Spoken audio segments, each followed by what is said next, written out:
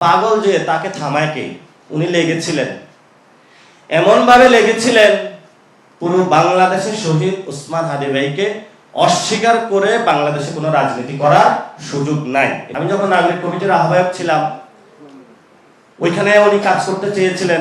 পরে আমি ওনাকে বললাম যে আপনি একটা আসন গুছান।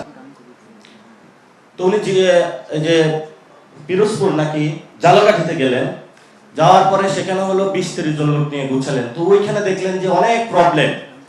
বললেন যে এখানে তো অনেক সমস্যা, আবার টাকা পয়সা লাগবে রাজনীতি করতে, এত ঝামেলা। কিন্তু ওনার মধ্যে যে আজাদের যে স্বপ্নটা, এটা হলো বুকের মধ্যে প্রতিনিয়ত দীপ্ত তারুণ্যের ন্যায় উজ্জ্বল ছিল। পরবর্তীতে উনি এসে কালচারাল লড়াইটা হলো শুরু করে দিয়েছেন। তো উনি আমাকে একদিন বললেন যে আমি নাগরিক কমিটিতে তো আছি, কিন্তু আমি এই ফ্রন্টে ইনকিলাব যে মঞ্চটা, এটা আমি ভাঙবো না।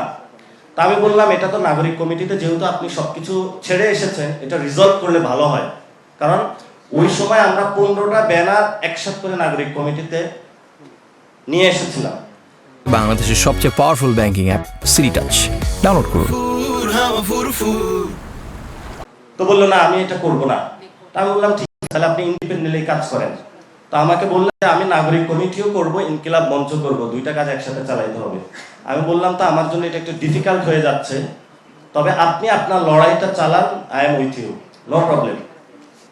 তো অনেক কথা হয়েছিল, অনেক অভিমানও হয়েছিল, এবং সেটা উনি প্রমাণ করেছেন। ইনকিলাব মঞ্চের পরবর্তীতে ওনার যে ক্ষোভের সঞ্চার হয়েছিল, সেটাকে শক্তিতে রূপান্তর করে আরো দুর্বার গতিতে হলো উনি কাজ করেছেন। এবং এখানে জাবের আছে, প্রথমে উনি একটা পোস্টার বানাইছিলেন, পোস্টার নিয়ে বিভিন্ন পার্টি অফিসে যেতেন, আমাদের অফিসও গিয়েছিলেন, কেউ ওইভাবে পাত্তা দিত না, কথা বলতো না, ফোন দিলে ফোন ধরতো না। কিন্তু হলো যে পাগল যে তাকে থামায় কে? উনি লেগেছিলেন, এমন ভাবে লেগেছিলেন পুরো বাংলাদেশের শহীদ ওসমান হাদি ভাইকে অস্বীকার করে বাংলাদেশে কোনো রাজনীতি করার সুযোগ নাই, এটা উনি প্রমাণ করিয়া দিয়েছেন। তবে এটা দুঃখজনক যে এই প্রমাণটা করার জন্য ওনার মরতে হয়েছে, শহীদ হতে হয়েছে।